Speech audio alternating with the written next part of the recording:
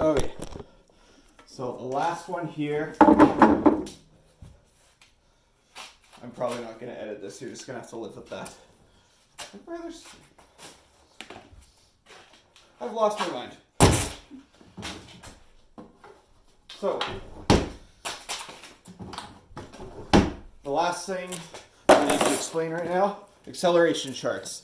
Some of us did this once or twice with me near the end of indoors. This was the thing I was most excited about trying this outdoors, so I'm really looking forward to seeing how these go. And I'm pissed off that we can't do it in person all the time.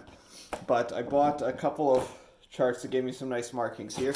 So the idea behind these is we're setting up little taper chalk marks for you to use as landmarks when you're accelerating. The idea being that you're pushing your feet back into the ground and pushing behind you, so you learn to push when you start running. So on Excel, you'll see, or on Google Sheets, sorry, there will be one tab that has the acceleration charts. It's going to have all the spacings, and it's going to have roughly 100 speeds. I'm going to kind of have names beside it too. Not that I'm trying to compare speeds for who's faster than who. I don't really give a shit about that. It's more a combination of factoring in your 100 speed / 60 speed, as well as your height and stride length in general. You know, if we have two people that both run 12.8 in the 100, one of you is 5'2" and the other's 5'8", odds are your strides aren't going to be quite the same, obviously. So that's what we're trying to account for. I'm going to put suggestions for where I think you should start on the chart and play around. We'll take a look at the video, see if you need to move further or move closer. But when you look at them, I'm going to make sure I have my metric side here. There we go. So it'll be set up kind of like this on Google Sheets as well. But when you look at it, I'm going to use 1280 as my starting one. So I'd look here. Can I flip my? No, I can't. If I look, I see my 1280 here. 0 is obviously where I'm starting. Then it'd be 0.81, so 81 centimeters for my first mark. And this is where we get kind of creative. So you'll see it says 0.94 and 1.75 for Mark 2. That means depending on what type of a measure you're using, if you're going one big long thing, like if you have a 30-meter tape measure and you've pulled it out the whole way, which is what I've been doing in indoors, I'll look for 1.75. But if I'm resetting and starting at 0 again, I'm only going to 0.94. Obviously, 0.94 plus 0.81 is 1.75. So you can see how the numbers work there.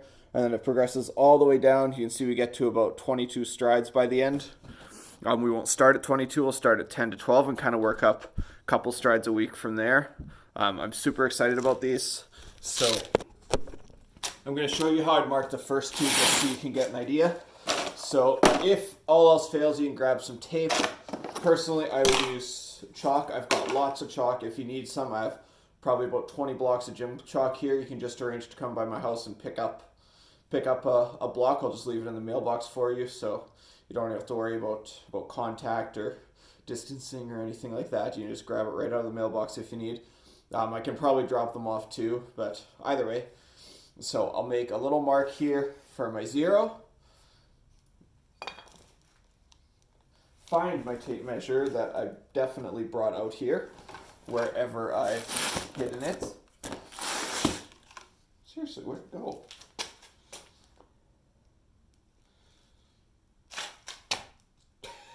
There we go. Oh my god.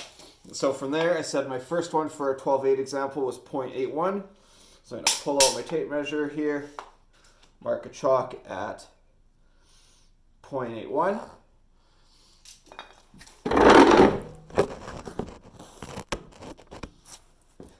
And then my second one was 0.94 from there. So I take my chalk again, mark it over there. Now the important thing here, I'm going to set this chalk where I put my 0.81. When I'm starting, my foot will go at the 0 mark. My foot will go at the 0, not my hand. So my front foot, whatever foot it is going to go there. I'm going to get into a 3-point start. You can see from my hand to the chalk isn't that far. My foot is at the 0, so my first step is going to push back into the chalk. So if I'm showing you from this way, my foot's here. When I'm in my 3-point start, my hand is actually in front of the line here. It's not, my hand doesn't start on the line, my foot does.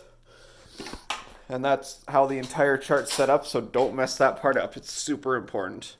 If you have any questions about that one I'm going to really hope you can get videos for if you can get a sibling or a parent, or just set it up on selfie mode, hopefully far enough away that it can catch.